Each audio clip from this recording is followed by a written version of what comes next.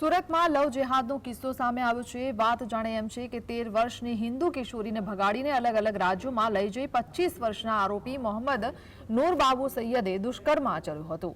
નરાધનને મહિદરપુરા પોલીસે તેલંગાણાના હૈદરાબાદ ખાતેથી ધરપકડ કરી છે। આરોપી મૂળ બિહારનો છે અને છેલ્લા 5 વર્ષથી સુરત રહેતો હતો અને બાળાને તે હૈદરાબાદ લઈ ગયો હતો। આરોપી સામે પોક્સો એક્ટ અનુસાર વધુ કાર્યવાહી હાથ ધરાઈ છે।